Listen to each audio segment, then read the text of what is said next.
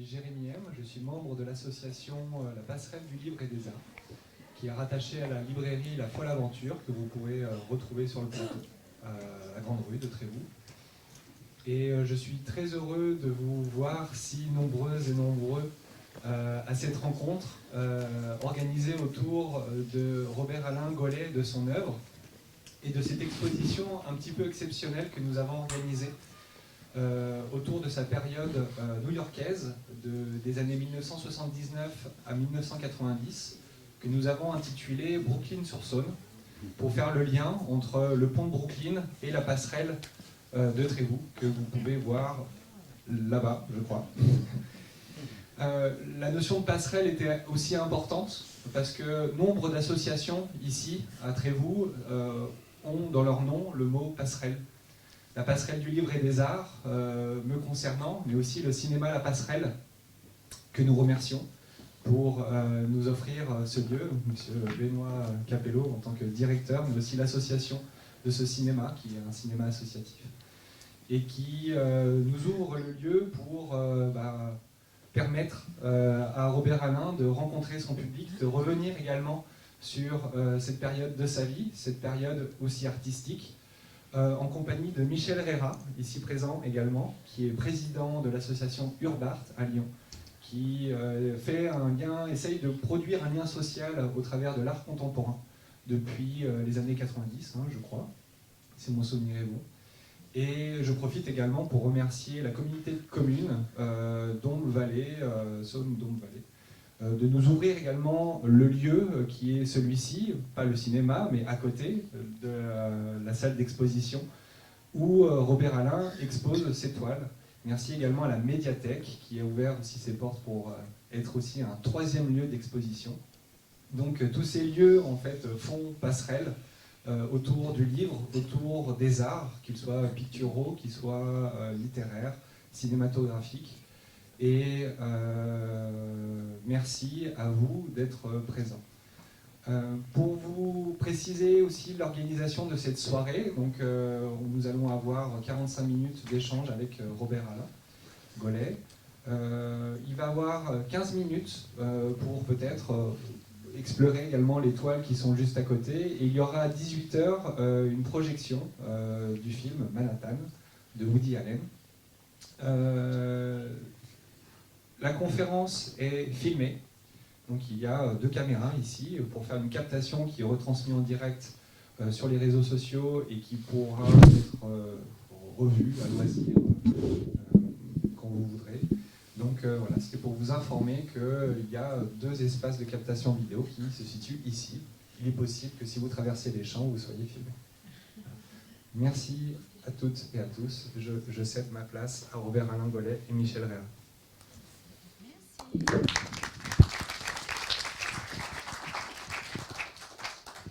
Alors je vais prendre la suite très brièvement.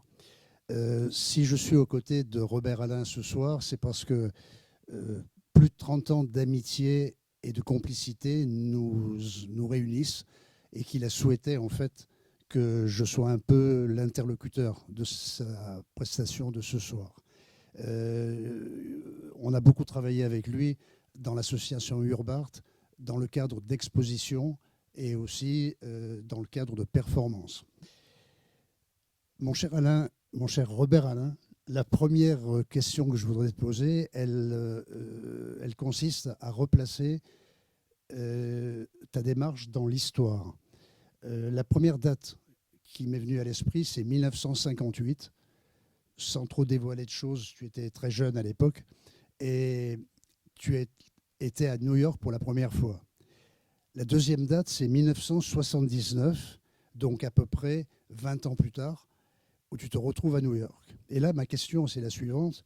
Cette période qui a correspondu au besoin d'appartenir à un groupe, un peu comme les artistes de Montmartre avaient formé un groupe dans les années 1900-1920, ce besoin d'appartenir à un groupe qui présentait des qualités de solidarité, de partage et d'entraide, est-ce que c'est ça qui t'a motivé à cette époque-là et qui t'a passionné dans l'expérience new-yorkaise ? Oui, je veux préciser quelque chose, Michel, c'est qu'en 1958, je ne suis pas allé à New York. 1958, j'avais 18 ans, je suis arrivé à Paris même en 57 exactement. C'est une expérience parisienne, voilà. Et New York c'est 79, c'est donc 21 ans plus tard, ouais, c'est beaucoup plus tard. Mais en fait, l'expérience justement d'aller à Paris, de quitter ma Suisse natale et ma famille pour retrouver à Paris, c'était effectivement pour rencontrer les artistes, pour commencer, ce qu'on pourrait dire en guillemets, une carrière d'artiste, en tout cas une pratique, j'espérais vraiment féconde et professionnelle. Et puis, eh bien, voilà, Paris, c'était bien beau, mais dès ouais, 1960, je suis père d'un premier enfant, ce qui veut dire aussi les difficultés du quotidien, de gagner ma vie. Et pendant 20 ans, je pourrais dire à peu près, quoi, jusqu'en 79, c'est une période où la peinture est nettement... Voilà. Merci. Où la peinture est mise, si ce n'est entre parenthèses, en tout cas, c'est une activité que je peine à pratiquer, et que je sens même, une énorme frustration de ce côté-là, quoi. Et donc 79, le moment où je pars à New York, c'est vraiment que j'en peux plus, il faut bien dire, je suis en rupture. J'ai même, à ce moment-là, il y a un divorce, une séparation, et je m'installe à Lyon, et quand je m'installe à Lyon, j'y vivais déjà à l'époque, je m'installe à Lyon, c'est pour construire un atelier, je dis construire, il est existant, mais enfin en tout cas le restaurer, en faire un outil de travail qui me semble parfait. Et sitôt qu'il a achevé, je me dis, oui mais quoi? Mais non, ça suffit pas. Ouais, tu as un outil, mais pour faire quoi? Et c'est là que je me rends compte, je dis, je dois partir, je dois faire autre chose, me confronter à autre chose. Et pourquoi New York s'impose, je ne sais pas. Ouais, il peut y avoir, je sais pas, des lectures, des témoignages que j'ai pu entendre. En tout cas, je décide de partir à New York une première fois. Bon, après, voilà, ça s'enchaîne. Et quand tu parles justement de ce qui peut être la rencontre avec d'autres artistes, la solidarité, oui, c'est vrai qu'il y a quelque chose de cet ordre-là, mais je renverrais plutôt, on pourrait dire New York, dans ces années-là, de 60 à 90 en gros. Hein. C'est un petit peu ce que Paris a pu être autour de 1900. Il arrive beaucoup d'artistes et il y a effectivement, si ce n'est une solidarité, en tout cas des rencontres, quelque chose qui est un ferment assez extraordinaire. On en parle souvent, quand on parle de Picasso, on sait que par exemple, rien que à Montparnasse, il est avec un nombre incroyable de peintres qui viennent tous de Catalogne, par exemple. Rien que ça, les Catalans sont déjà très nombreux à ce moment-là. Et puis et à New York, on a ce même melting pot où il y a des artistes qui viennent de toute la planète, il faut bien dire. Voilà. Donc le rapport entre les deux, il est évident, quoi, que ces deux époques, c'est comme une résurgence, un besoin qui se remanifeste très fort d'être dans l'immersion vraiment d'une ville où il y a ce mouvement, des mouvements artistiques, où il y a ces rencontres possibles. Robert Alain, avant New York, ton travail était essentiellement un travail d'atelier. À New York, tu étais dans ce qu'on pourrait appeler un travail en prise directe. Qu'est-ce que cette technique t'a apporté à ta démarche artistique? Quand je revois ce qui est là, enfin, d'exposer, je me rends compte l'intérêt aussi, même si c'est plus de 30 ans plus tard, c'est de revoir et me remémorer qu'effectivement, à partir du moment où j'ai travaillé en mettant des toiles au sol, dans une confrontation directe avec des champs magnétiques, des énergies, comme pouvait l'être le métro, il y a à la fois le bruit, les tremblements, les vibrations, voilà. C'est vraiment... Et d'autre part, en posant l'étoile au sol, je suis dans une relation tout à coup qui est totalement différente avec l'atelier, avec aussi ce qu'on peut dire la peinture de chevalet, hein, où on est dans un rapport frontal et on peint selon les règles de la perspective Et tout à coup, au contraire, ben, je suis confronté là à quelque chose où j'ai différents points de vue sur la toile, je m'y déplace. Il y a l'aspect corporel aussi, je me penche sur cette toile vers la terre et je laisse tomber la peinture quelque part. Et donc, petit à petit, je sens que ça suppose une démarche qui concerne tout le corps, qui passe aussi par un lâcher-prise des mouvements corporels, que c'est plus seulement voir et puis la main qui va transcrire ce qui est vu d'un seul point de vue avec un seul point de fuite. Et ça, c'est une expérience qui était très forte et je pense que ça marquait cette rupture avec justement tout ce qui pouvait être de l'ordre justement de comment dire, des héritages, voilà, des héritages culturels classiques. D'autant plus que j'étais quand même nourri de ça, de la notion de perspective. J'ai même fait du dessin de perspective de manière dans un cadre architectural, par exemple, à des moments. Donc j'ai appris ce qu'est la perspective avec un point de vue central, avec un seul point de vue. Donc voilà, il y a cette rupture et le fait de travailler au sol change tout, effectivement. Voilà. Maintenant, je ne sais pas si j'en ai tiré tout ce que j'aurais pu en tirer, puisqu'aujourd'hui, quand je revois ici que j'étais dans cette salle juste à côté, avec tous les points de perspective différents qu'il y a, les reflets, ces grandes baies vitrées, j'ai envie d'en faire mon atelier. Je dis voilà, c'est un atelier où il y a justement multiples points de vue, c'est superbe, des reflets, etc. Voilà. Chasser le naturel. Robert Alain, tu as dit toi-même, toute œuvre est le portrait de celui qui l'a conçue, soit qu'il s'y cache, soit qu'il s'y dévoile. Est-ce que c'est vrai pour toi dans tes tableaux?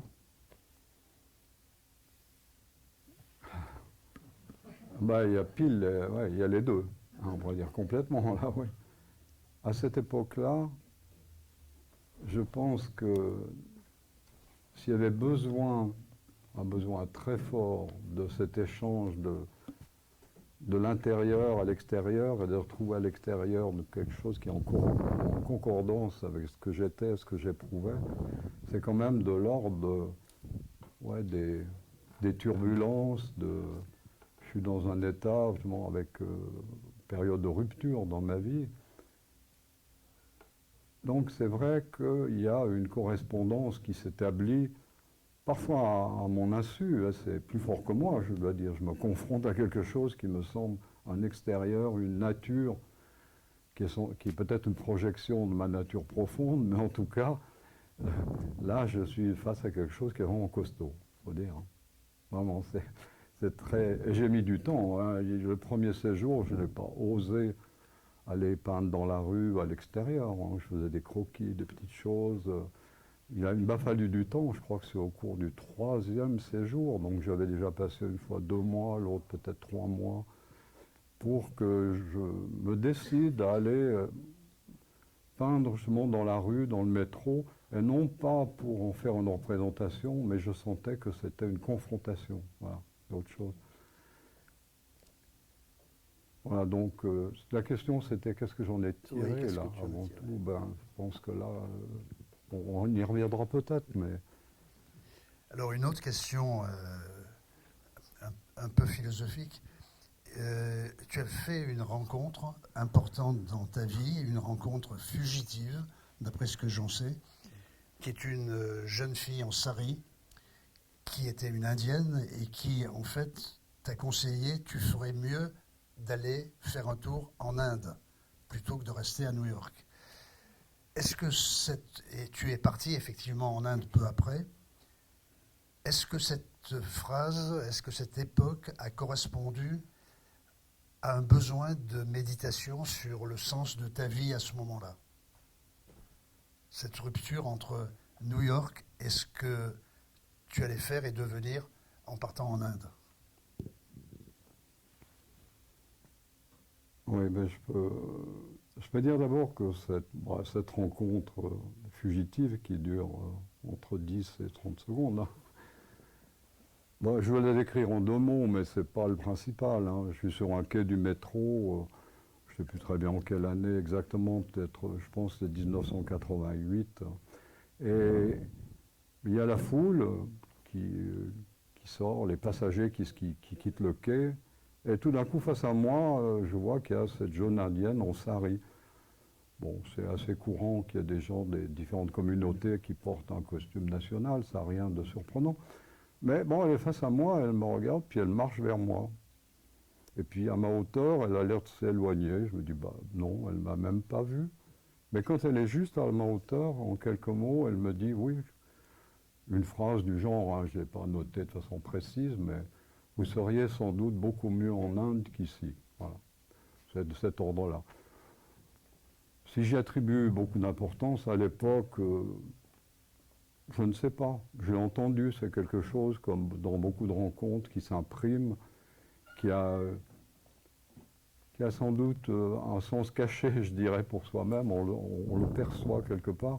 D'abord parce qu'on l'a entendu. Si on l'a entendu, c'est qu'il y avait une quête, qu'il y avait une attente, hein. Ce n'est pas un fait du hasard, dans ce cas-là. Mais parce qu'on l'entend. Et effectivement, après, alors évidemment, il y a d'autres rencontres, il y a d'autres situations de vie où petit à petit, je décide effectivement de m'engager dans une voie spirituelle et de faire une démarche qui commence par effectivement un stage en Inde, mais qui se poursuit depuis 30 ans sur le chemin d'un enseignement de yoga. Voilà. Et alors, je pourrais dire que à l'origine de cette exposition, et de cette triple exposition, et puis de cette soirée, c'est vraiment que l'an dernier, en 2021, j'ai ressorti de ces peintures new-yorkaises qui étaient stockées, archivées, que je ne tenais pas spécialement à revoir, hein, au départ. Sauf qu'il y en a une, j'ai envie de la retravailler. Elle est visible à côté dans la salle d'exposition, où on voit justement cette jeune indienne. Et c'est une superposition, donc 35 ans plus tard, hein. Donc c'est pas un portrait, mais c'est effectivement une toile que j'ai remodifiée. Il y a des choses, vous verrez, il y a une élaboration nouvelle qui s'est faite à ce moment-là et qui correspond à un besoin de faire le point par rapport à qu'est-ce qui s'était passé, à quel moment peut-être il y a des indices où il y a des rencontres, il y a quelque chose qui fait lien avec cet engagement, ensuite cette démarche spirituelle. Pourquoi ce changement-là? Voilà. Vous la verrez, elle est à côté. C'est pas le portrait d'une jeune indienne, hein, c'est vraiment une réminiscence, je dirais. Voilà, je pourrais l'appeler comme ça, cette toile. Voilà. Moi, dans ce que tu racontes, je suis aussi intéressé à travers l'idée de pont, l'idée de passage, me fait penser aussi à l'idée de transmission. Je sais aussi que tu donnes des cours de peinture. Quelle est ta vision de la transmission, à la fois de ton expérience, pour ne pas dire de ta technique, auprès d'autres peintres ou auprès d'autres élèves ayant envie de découvrir la peinture? Ah ouais, c'est intéressant parce que je pense que c'est peu après les années 90, au tout début des années 90, donc un moment où je ne suis pas du tout retourné à New York, et pour moi c'était une période finie, révolue. J'en avais fait le tour, je dirais. Non pas, je ne parle pas de la ville, hein, je parle de cette expérience personnelle. Et très vite, c'est vrai que j'étais sollicité à cette époque pour donner des cours. Et au départ, j'ai dit, non, mais j'en suis incapable, j'ai aucune formation pour donner des cours, et puis, non, je ne le sens absolument pas. Mais quand même, ça m'a titillé tellement que très peu de temps après, j'ai fait la démarche d'avoir quelques élèves, 2 ou 3 au début, et puis finalement, eh bien, j'ai donné plein de cours, un moment dans des MJC, même aussi à l'école de médecine, où j'ai pu donner des cours de morphologie, des choses que je ne m'attendais pas à faire, mais ça s'est développé assez vite, et donc, effectivement, il m'a semblé à ce moment-là, je me dis, ben oui, c'est vrai que c'est pas transmettre l'expérience que je venais de vivre, c'est pas de cet ordre-là, mais que j'étais prêt, peut-être simplement déjà, pour dire, ben, le bagage, mes acquis en tant qu'artiste, et comme homme aussi, je pense que je peux effectivement transmettre quelque chose. Et bah oui, je l'ai poursuivi jusqu'à aujourd'hui, hein, puisqu'il y a des personnes présentes qui sont dans mes cours actuels. Voilà. Donc ça fait une trentaine d'années que je donne des cours. Oui, parce que toute la question, c'est que transmet-on? Et en fait, je pense que d'une part, tu transmets des techniques, mais je pense que tu transmets aussi une expérience et des valeurs qui sont propres à toi et qui sont reçues par tes élèves. Ben, oui, j'espère. Ouais, en tout cas, dans la transmission de manière générale, c'est quelque chose, je pourrais revenir à quelque chose qui a été justement cette période de ma vie, la paternité. Et dans cette période-là, alors qu'à Paris, j'avais pu être, pas qu'il y avait vocation pour moi à ce moment-là d'être plutôt dans la transformation, d'être bousculé, de rencontrer du neuf, du nouveau, et d'apprendre, quoi.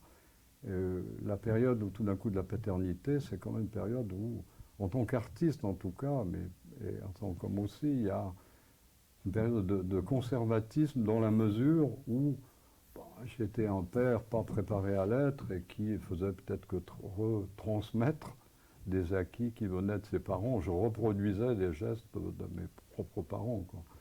Ce qui avait pour conséquence, je pense, de m'enfermer dans, effectivement, de renforcer des aliénations aux choses du passé, et notamment, ça, je pense, que ça se retrouvait dans la peinture, voilà, aussi. Je ne sais pas si ça répond, là, je m'en la question. On va dire que oui. Oui, bon, d'accord.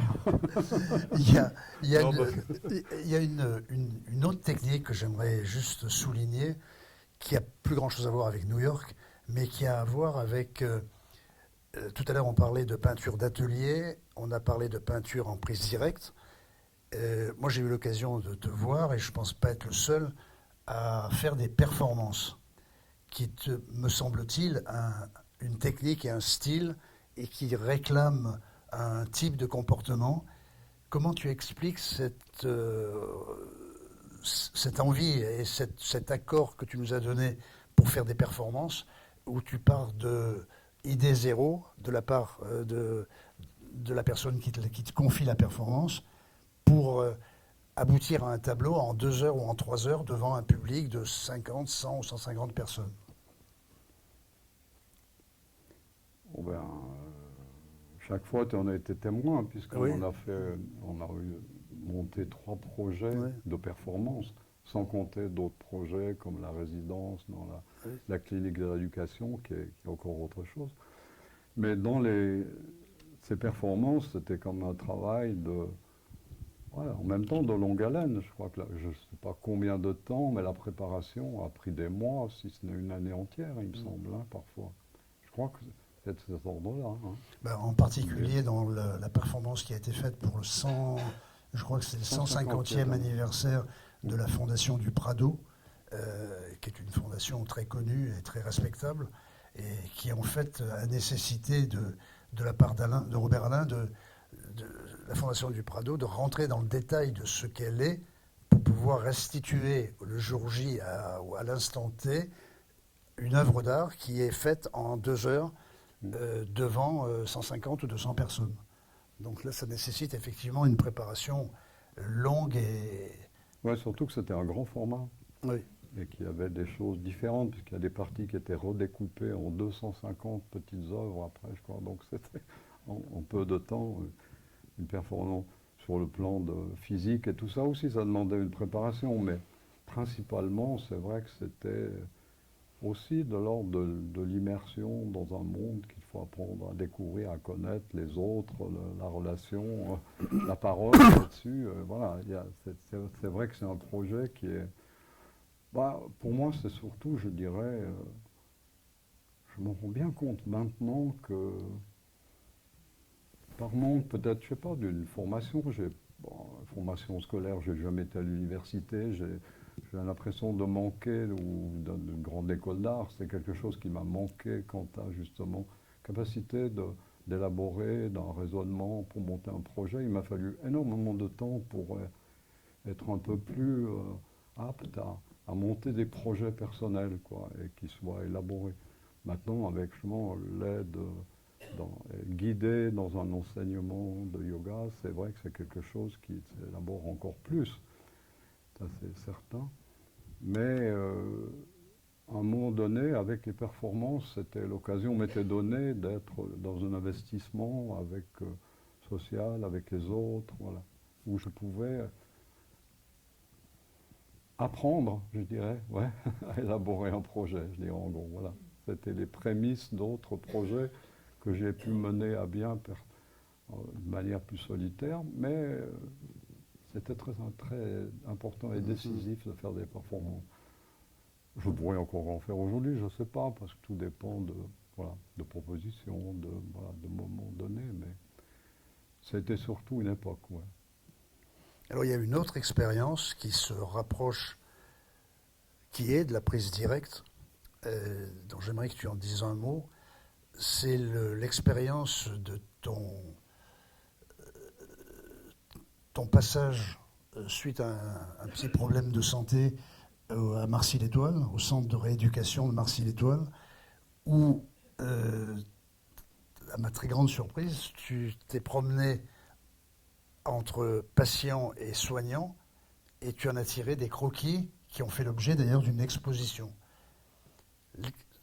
C'est aussi de la prise directe, c'est pas du travail en atelier. Qu'est-ce qui t'avait motivé à ce moment-là pour relever ces sketchs, un kiné ou une kiné avec un patient, et ceci multiplié 10 ou 15 fois? Oui. Bah, c'est quand même... moi, je dirais que cette expérience-là, c'est avant tout un témoignage. Avant tout. Et je pourrais même dire que sur un plan esthétique ou artistique, c'est un peu une parenthèse. Le témoignage humain a primé nettement sur... je dirais l'homme a primé sur l'artiste, là, nettement, c'est clair. Mais parce que, effectivement, j'avais eu double opération du genou qui a fait que ça m'a immobilisé presque une année, quoi. Donc j'ai été effectivement en rééducation, ça été long. Et donc la relation avec des soignants, des kinés et tout, ça a été une expérience longue et une grande découverte du monde des soignants, hein. C'était bien avant qu'on parle de Covid et tout ça, mais il se trouve qu'à ce moment-là, j'ai, pour moi en tout cas, découvert à quel point c'était un engagement total des personnes. Quand je dis total, dans le sens que c'est l'exclusion peut-être de toute autre chose, quoi. Il y a des personnes récemment qui m'en ont parlé, encore hier, une personne qui est présente ici d'ailleurs, qui m'a parlé hier d'une expérience de 20 ans d'être infirmière et à quel point justement, ben, quand on s'arrête, on se rend compte qu'on n'a fait que ça, ou en tout cas que c'est au détriment de projets personnels. Voilà. Hein, et donc le don de soi, là, il est vraiment quelque chose que je découvrais pleinement parce que ça a duré, parce que ça a été long, parce que ça m'a handicapé, parce que moi-même, j'ai subi quelque chose qui arrêtait beaucoup de choses dans ma vie à ce moment-là et que je pensais ne plus pouvoir marcher en plus. Hein. À un moment, j'étais paralysé pratiquement d'une jambe, enfin c'est pas très long, mais ça m'a beaucoup marqué. Voilà. Est-ce que tu as conservé aujourd'hui ce besoin je dirais, de relations de groupe d'artistes? Est-ce que tu rencontres beaucoup d'autres artistes? Est-ce que ce besoin que tu avais exprimé à New York, est-ce qu'il est encore existant aujourd'hui?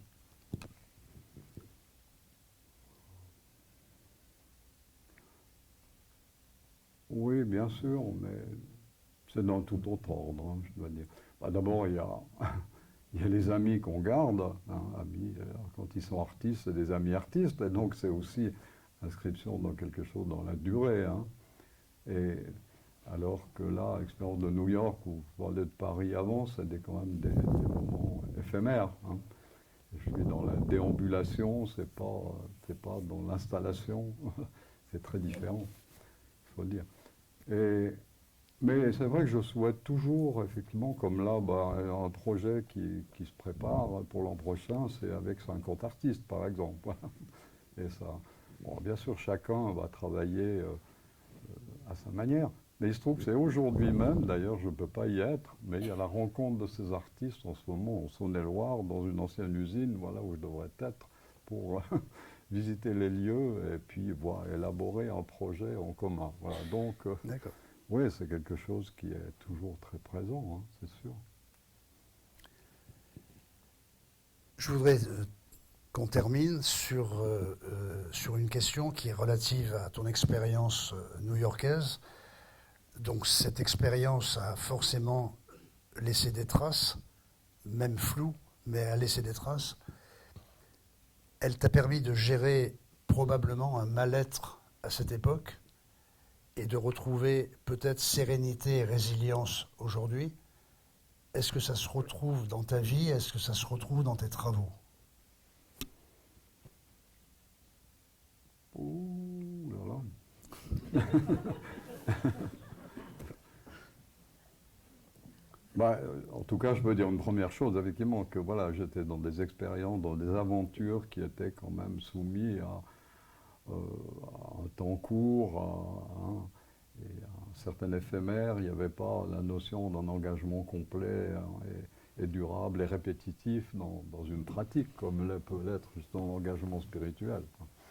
Donc, effectivement, euh, même s'il y a des moments, puisqu'avec ces rencontres, cette jeune indienne, mais beaucoup d'autres choses, il y a effectivement quelque chose où il y a peut-être des ferments, parce que New York particulièrement, c'est vrai, m'a fait passer peut-être ouais, d'une certaine ignorance du monde et de la vie, d'avoir été que dans un cadre familial assez petit quand même. Hein. Je trouve, enfin, rétrospectivement, c'est l'impression que j'en retiens, quoi, d'avoir été, ouais, d'être passé d'une vie de famille avec parents, une rupture très forte mais très courte finalement, pour me retrouver être père de famille et vivre cela pendant presque 20 ans. Voilà.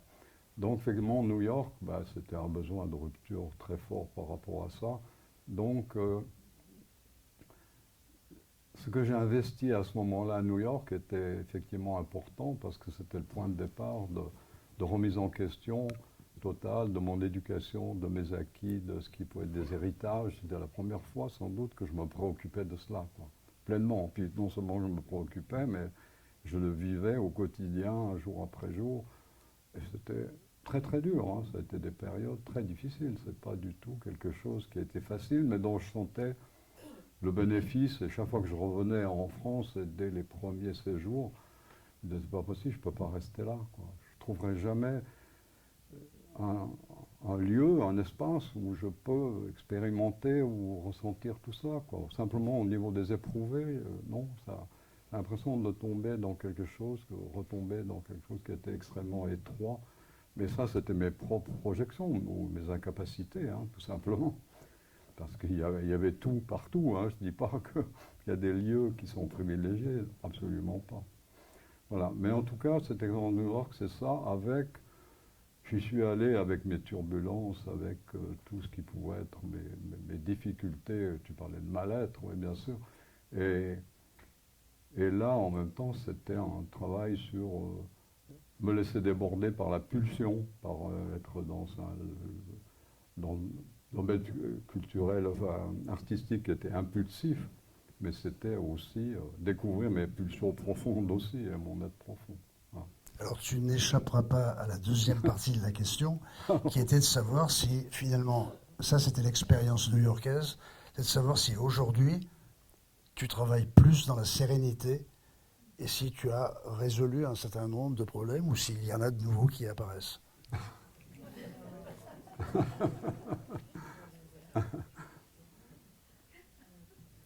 Non, maintenant, là, je dirais comme dans beaucoup de parcours de vie, je pense que beaucoup d'autres peuvent témoigner de cela, quoi, qu'il y a les périodes, effectivement, où on est submergé par ce qui sont nos difficultés. Je sais pas, je pense à une phrase, je crois que c'est Bobin, oui, Christian Bobin, qui vient de mourir, et je crois que c'est lui qui a dit ça, Qui est mort hier. qui a dit, ouais, il est mort hier, hein, je crois, ouais, et qui a dit, ouais, toute personne pensez bien que toute personne que vous rencontrez est passée par l'enfer. Voilà. Et je trouve ça, ben voilà, ça résume un peu tout, quoi, que effectivement, il faut passer par effectivement aller au fond de soi-même pour qu'il y ait qu'on soit en capacité effectivement d'évoluer, de construire, et que des projets soient effectivement constructeurs de la personne, et de son moi profond et du soi qui est la dimension supérieure, quoi, au-delà de l'ego. Là, je simplifie, je vais un peu vite parce qu'on arrive au terme, mais c'est pas le sujet. Non, mais en fait, tu avais cité à un moment donné une phrase du philosophe lyonnais Maldinet disant que l'art n'explique pas. Moi, j'ai envie de rajouter l'art ne s'explique pas, il est générateur d'émotions. Est-ce que ça te parle, ça? Oui, ben déjà, oui, je pense que de toute façon, il montre. L'artiste, dans tous les domaines, se montre en montrant quelque chose de lui-même et du monde, voilà, dans ce rapport d'intérieur à extérieur. Mais effectivement, ça n'explique rien et c'est pas une véritable. On pense souvent que lire, que la culture, c'est du domaine de la connaissance. Oui, à condition que ce soit quelque chose qui soit construit, quoi. Ce n'est pas en soi source de connaissance immédiate, hein, pas du tout, je pense pas. Donc effectivement, une œuvre d'art n'est qu'effectivement permet d'avoir, au niveau de l'émotion, je pense effectivement, on peut en retirer quelque chose. Ah, un éveil quant à une connaissance de soi-même. Ah bah tiens, pourquoi j'ai eu ce type d'émotion, que je suis troublé, je ressors là avec une impression particulière. Quelque chose s'est passé, ça devient de l'ordre d'un certain événement et qui n'est pas seulement que la satisfaction de trouver, de dire ah ben c'est beau, c'est grand, j'admire, quoi. Il y a quelque chose de personnel qui est en jeu dans ce qui peut être la découverte, la contemplation d'une œuvre d'art. Hein. Je pense qu'on pourrait passer à des questions de la salle. Robert Alain, je ne sais pas s'il y en a. Si on a, les micros sont ouverts. Est-ce qu'il y aurait quelqu'un qui voudrait poser une question?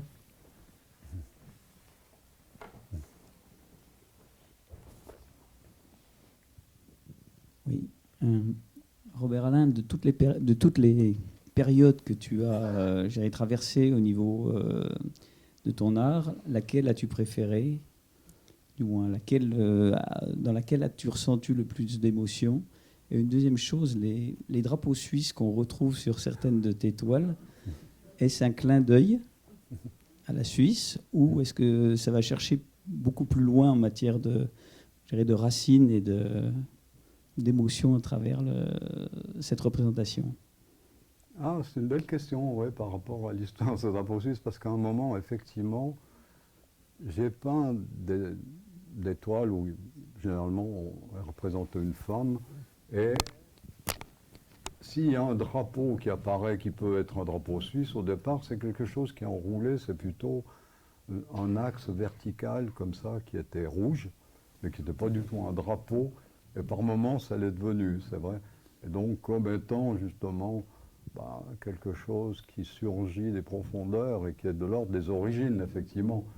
Après, que ce soit le drapeau suisse, ça devient un peu un jeu avec justement quelque chose qui est moins signifiant que des origines plus profondes et innommables et qui étaient marquées par cette verticalité, ce jaillissement d'une barre rouge, ce qui était l'origine souvent. Voilà ce que je peux en dire.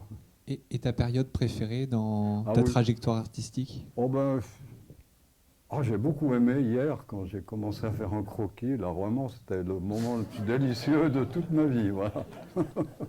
Franchement, c'est vrai. C'est pas. Oui, mais c'est que j'en retiens que effectivement cette notion de plaisir immédiat.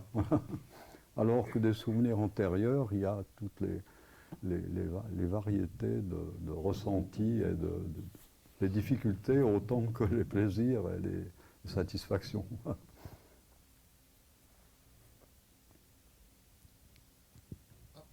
Madame a dégainé plus vite.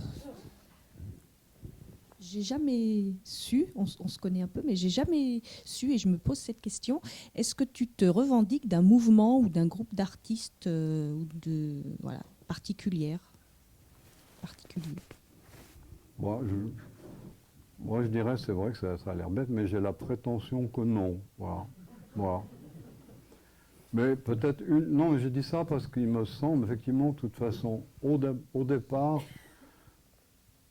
oui, je suis quelqu'un qui était assez frustre et inculte, voilà, je dirais ça. Mais par contre, j'ai ressenti que j'étais très classique à mon insu, je ne sais pas comment le dire, mais peut-être comme beaucoup de gens qui apprennent un peu par eux-mêmes, se revendiquent peut-être plus facilement de la Renaissance, de grand art, et peut-être que c'est de cet ordre-là. Donc, oui, je pourrais dire en même temps, voilà, que je suis quand même assez classique, au fond. Une démarche classique, je dirais, voilà. Oui, moi j'aurais une question. J'aimerais bien pouvoir t'imaginer quand tu étais à New York en train de travailler. Quelle vie tu menais, c'est pas tout à fait ça, mais comment ça se passait? C'est-à-dire, est-ce que c'était organisé, tu disais demain, tiens, je vais aller m'installer là pour peindre à tel endroit? Ou est-ce que c'était quelque chose d'assez spontané comme ça? Et puis, est-ce que la vie était organisée, tu mangeais bien, tu dormais bien? Ou est-ce que tu as peint pas mal de SDF? Est-ce que tu étais un peu sous les ponts avec eux? Voilà, comment se passait un peu cette vie d'artiste arrivant à New York et est-ce que c'était facile de s'installer quelque part pour peindre sans être dérangé, sans être viré par la police? Oui, la première question, je gagnais ma vie à New York. Hein. Je suis arrivé souvent assez démuni parce que j'avais pu payer un billet d'avion. La première fois que je suis arrivé, j'ai dormi dehors dans New York, la première nuit. On m'avait hébergé et puis on m'a mis à la porte à 3 h du matin. C'est authentique, c'est comme ça, mais c'était très dur, j'ai trouvé ça horrible. On m'a jeté toutes mes affaires, ce que j'avais, le peu de bagages que j'avais dans la rue, quoi, carrément. Mais pour dire, mais à partir de là, c'était peut-être une chance parce que ça m'a tout de suite mis la puce à l'oreille, ici, tu vas te débrouiller que par toi-même, pour compter sur personne et c'est très bien. Voilà. Mais du coup, un grand avantage de New York à cette époque-là, il y a la possibilité pour tous les artistes de travailler et de se rencontrer dans le travail. Le bâtiment, enfin surtout les restaurations de loft. Je ne sais pas, quelqu'un qui avait besoin de refaire tout son restaurant en un week-end, il prenait 10 artistes pour travailler, voilà, par exemple. Et ça s'est multiplié, et ça c'était privilégié, où les galeries... une installation d'étoiles, ils prennent un artiste. Moi, j'ai installé des expositions bien payées et faire le barman au moment même du vernissage, quoi. Donc, c'était privilégié parce que c'était rétribué et des lieux de rencontre. Voilà, ça, c'est vraiment important. Quant à l'histoire à l'époque, on est dans les années... dans les belles années de ce point de vue-là, pour ce qui est des États-Unis, en tout cas, parce que à partir du moment de l'invasion du Koweït, etc., eh bien, il aurait plus été possible de voyager comme je l'ai fait, d'emmener mes toiles gratuitement d'un continent à l'autre, de peindre dans la rue sans jamais être dérangé par la police. Jamais, absolument aucun problème de ce côté-là. Il y avait d'autres dangers, mais pas en tout cas de l'ordre, pas les forces de l'ordre à l'époque, c'est sûr. Je pense que ça a changé. Peut-être une dernière question. Hop.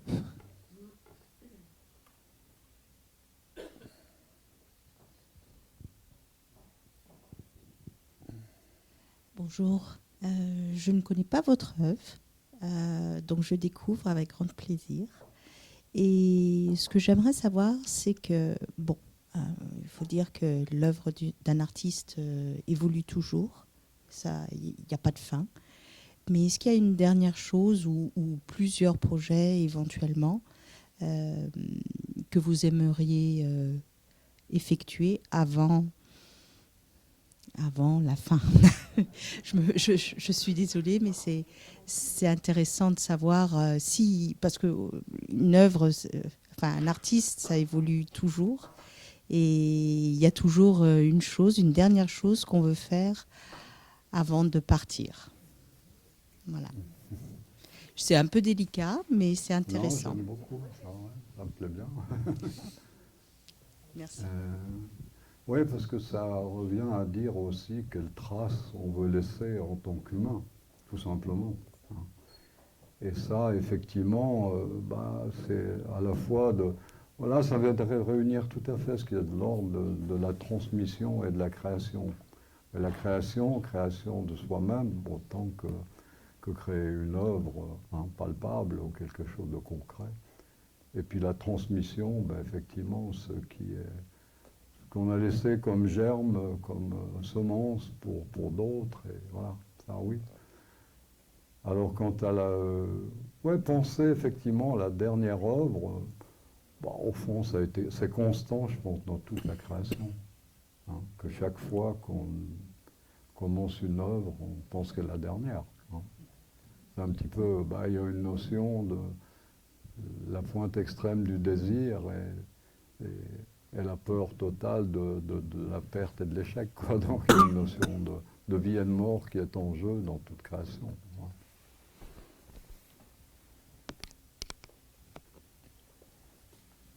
Merci, Robert Alain. Je crois qu'on peut applaudir Robert Alain et Michel Alara.